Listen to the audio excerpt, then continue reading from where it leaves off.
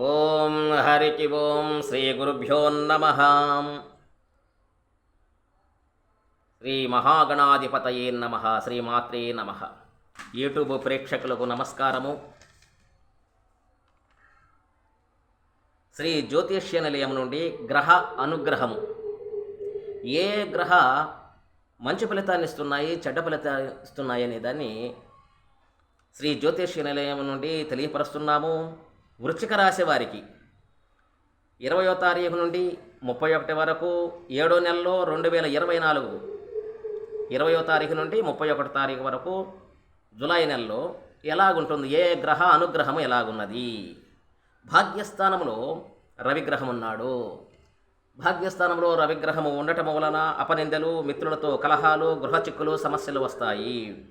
సప్తమ స్థానంలో కుజగ్రహం ఉన్నాడు. బంధువులతో విరోధము, ద్రవ్య నష్టము, భార్యాభర్తల మధ్య భేద విభేదాలు రావడానికి ఎక్కువ అవకాశాలు ఉన్నాయి. అష్టమ స్థానంలో బుధగ్రహం ఉన్నాడు. చేసే పనుల యందు ఆటంకాలు, సమస్యలు, ద్రవ్య నష్టము, ఆరోగ్యము సరిగ్గా లేకుండా ఉండటము, గృహంలో చిక్కులు, అనుకోకుండానే కొన్ని అపనిందలు రావడానికి అవకాశాలు ఉన్నాయి. సప్తమ స్థానంలో గురుగ్రహం ఉన్నాడు. ఆరోగ్యం చక్కగా ఉంటుంది. ప్రభు సన్మానము రాజకీయ నాయకులకు కానీ, అధికారంలో ఉండే ఉద్యోగస్తులకు కానీ,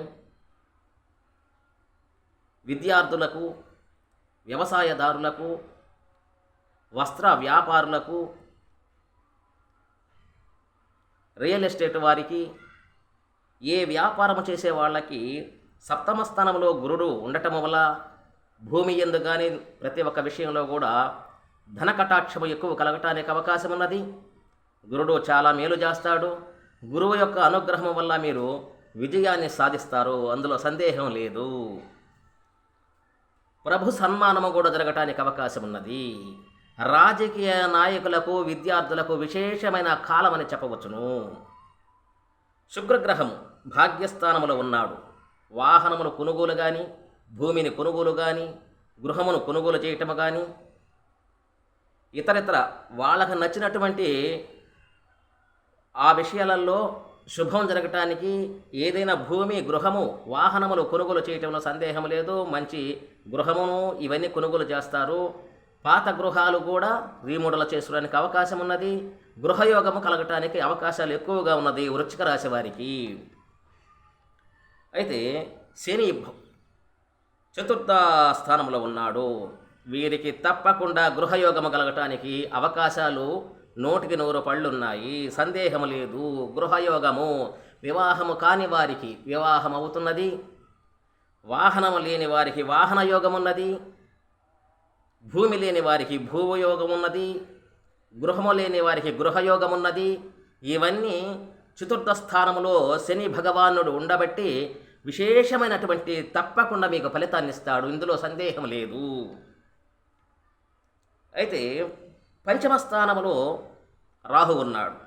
పంచమ స్థానంలో రాహు ఉండటం వలన పుత్రికలు, పుత్రులు వలన సమస్యలు వచ్చి వెంటాడతాయి. వీటిని జాగ్రత్తగా పరిష్కారం చేసుకోవలేను. టెన్షన్ పడకుండా నిదానంగా, ప్రశాంతంగా, బిడ్డల వల్ల ఎక్కువగా సమస్యలు రావడానికి అవకాశం ఉన్నది. నిదానంగా, ప్రశాంతంగా ఆలోచించుకుంటే మీకు అక్కడనే పరిష్కారం చిక్కుతున్నది.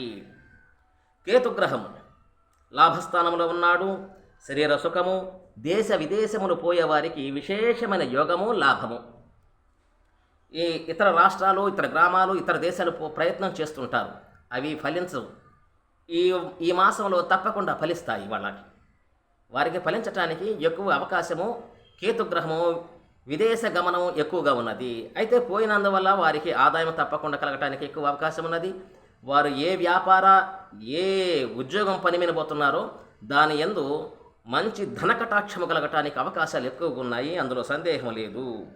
అయితే ఈ వృశ్చిక రాశి వారికి గురుగ్రహం బాగా ఉన్నది, శనిగ్రహం బాగా ఉన్నది, శుక్రగ్రహం బాగా యోగిస్తున్నది.